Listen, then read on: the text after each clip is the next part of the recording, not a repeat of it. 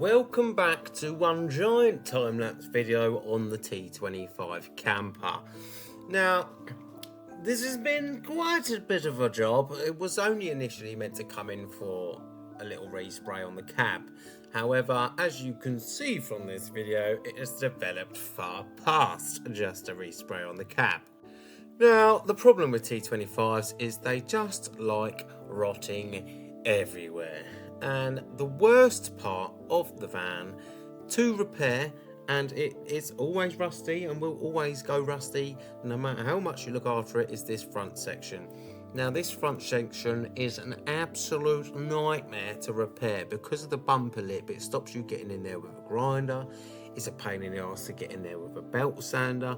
You can't get in there with a drill to drill out the spot welds. It's just an absolute pig. It's the worst part of the job. So you have to, you have to attack it at all different angles. You can see me getting a bit pissed off here with a hammer and a chisel, just trying to bust off all them spot welds.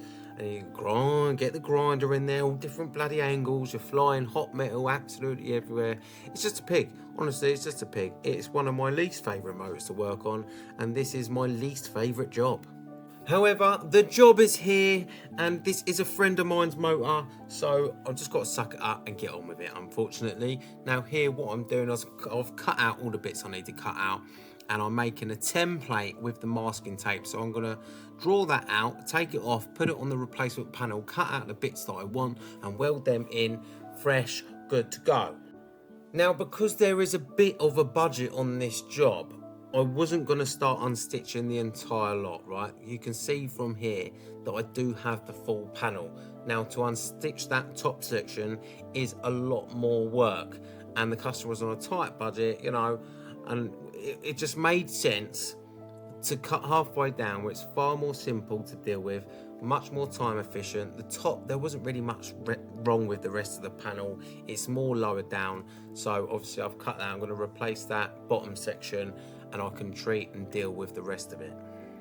If money wasn't an issue, yes, I would be cutting the entire front end off and going again, because it does need it, you're never going to get T25 completely perfect. It's just, for what they're worth, it isn't worth it. It really, really isn't worth it. So, you've got to be half sensible. If there was more money in the job, yes, I probably would have cut more of the front end off, but there's not. So we've got to do with what we're working with, and there is no problem with repairing and dealing with the rest of the van the way it is, because everything's fixable. And for the sake of how much the customer is going to save on this, it just it makes sense to do it this way. It's not bodgery. It's just repairing what we've got, working with what we've got, instead of replacing the whole thing. It doesn't all need to be brand new. I mean, obviously, it's nice to have all brand new, but the reality is, it's not worth putting that much money into something like this. So you've got to draw the line somewhere. I have had customers in the past that have brought me sub 10 grand vehicles, and they're talking about putting 15, 20 grand into these things, 20, 30 grand, stupid money.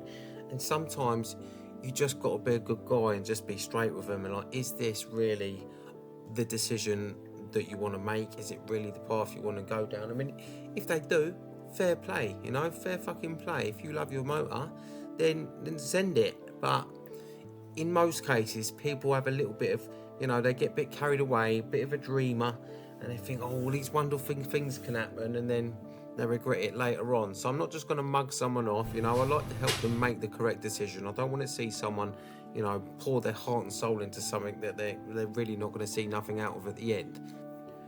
Now what I'm doing here is I'm just putting a little splash of a rust from Hammerite. It's a rust treatment, basically. You can't just, you can't eradicate rust. It is what it is. Once the oxidization started, it's there. But you can treat it, you can, disable it to an extent. You're never going to fully get rid of it using stuff like this, but this is a really good product that I found. Is very effective, and it does really encapsulate it, kills it off. I mean, obviously it's not the answer, it's not the forever answer. Things will come back, but as far as rust treating goes, this crust is very good stuff. So I do like to splash this over everywhere. Obviously, don't leave it on there. You just splash it over there, let it all suck in. It turns purple, and it's basically like an acid etch sort of thing. So it bites into all the rust, treats it, deals with it, and then you sand it back afterwards just to get any excess off. And that's when you go in with your epoxy afterwards. So here we have obviously the new panel going in. I've welded that in, lovely and straight. Very happy with the positioning and how that came out. There was a couple of little gaps on the sides, which is to be expected on these fans, because like I said, you can't get a grinder in properly. So, you know, there is always near the bottom going to be a couple of dodgy gaps that you're going to have to pug up with weld, which is not a problem. You know, it's still metal, it's still welded, and it's still going to look pretty afterwards. So it really isn't the end of the world. Automotive welding is very different from normal fabrication, and I was a fabricator before I started doing this, and it was an eye-opener, because you can't do pretty welding on body panels. You know, it's impossible. So basically you do spot welds every inch or so, and then you come back, you do spot welds again in between every inch, and then again, and then again, and again, and basically work it like that. Because if you put too much heat in the panel, it warps the panel, because obviously the heat stretches, shrinks, and warps and distorts, and then you've got a hell of a lot of fucking problems afterwards trying to deal with it. So, you know, just take your time, bit by bit, inch by inch. You'll get there eventually, and then once you're done, obviously grind it all back off, make sure it's flush, ready for a skim.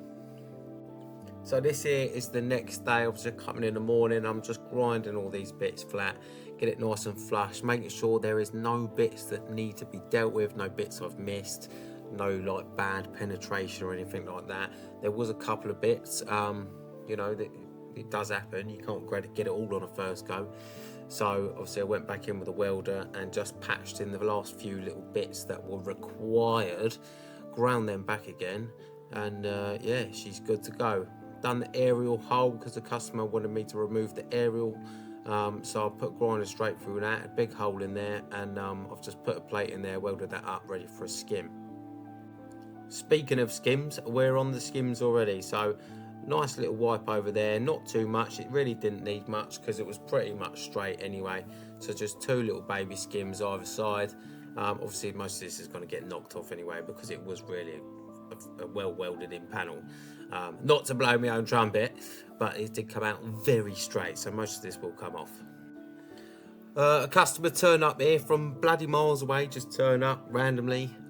Quite a trek to turn up as well, to just on the hopes that I was here. So I had a little chat with him about an F100, I believe. He wants a rear axle and suspension welded up and set up, which is pretty cool. So that's coming in soon. And then it's on to removing the window. Now the customer is getting a new windscreen and a new rubber. So there's no point piss-arsing around trying to save this one. I've literally just run a blade around it, cut it out, removed the window, bish bash bosh, real good nosh. No point piss-arsing around. Now, underneath the window was another story. There was holes galore. It really wasn't that bad for a T25, if I'm perfectly honest. Usually they are absolutely awful, but this wasn't actually that bad. You know, the bottom section will always have holes in it. It doesn't matter. It doesn't matter. It will always have holes. So I'm just running the belt sander in there, cleaning that up best I can to kind of see what's left behind. And I seem to have somehow lost the videos, but I did. I did weld it up, I promise. I'm not trying to hide anything. So that was all cut out, re-welded up, skimmed over, all ready to go. And then I'm moving on to the doors. So, door removals, disassembling it all, getting all the bits and bobs off, handles, you name it, all speakers, the wires, and then obviously getting the doors off, because I'm going to paint the doors off of the van, because I'm doing the inside and the outside of the doors, and I'm doing the door shuts. You can't leave them on the van, so they're coming off, as well as the front bumper is staying off. They're going to be painted separately, not separately, but off the van, and then careful job of putting them back on afterwards. Now, before I go too much further, I just basically ran around with a bit of sanding on a DA, just knocking all the tops of bits and bobs off. I mean, I have already touched these already, and then just run around with the crust just to put over any bits that I was a little bit concerned about. So that's all been splashed up with crust. Tidied up my tools, all my bits and bobs, got it all out of the van because I seem to have made a jolly mess inside the van, put the seat covers on, which I forgot to put on a week ago. Whoopsie doopsie, but you know, better late than never. Had a bit of a tidy up, ready to go home. It's been a long bloody week. Now, before I went home today, I ran a little bit 240 over this front section. I was a bit worried about a couple of wobbly bits, and I thought, you know what, for the sake of it, I'm just going to run a whole nother skim over it. Just, you know, cover my arse, run a skim over it, and then, annoyingly, I dropped the camera and it broke, so you didn't really get to see much. But thanks for watching to the end. There will be more videos on the T25. Appreciate you all for watching. Hopefully this wasn't too boring, and I'll see you next time. Toodle pip. See you in a bit. Much love.